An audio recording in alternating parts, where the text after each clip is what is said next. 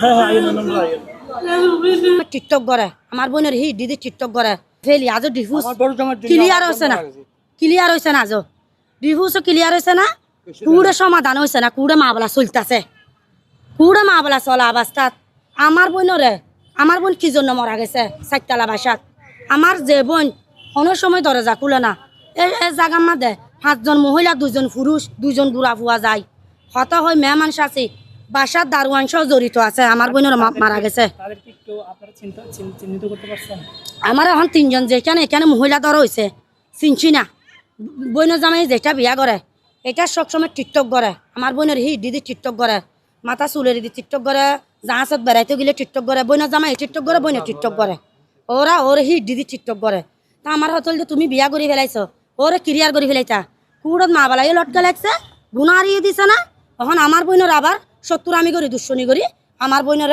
গলা হারিয়ে না মারি ফেলে হয়েছে ব্যক্তির এক্স হাজব্যান্ড আসলে আমাদের ডিভোর্স হয়েছে প্রায় 2 বছর। ওনারা মা ছেলে একসাথে থাকে, আমি আলাদা বাসায় থাকি।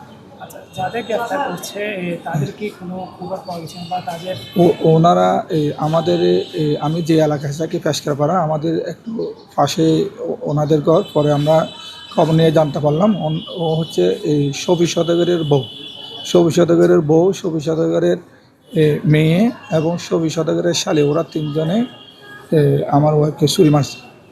আচ্ছা আপনারা কি কাউকে শুনতে পারেন এর সাথে আরও কে জড়িত থাকতে পারে?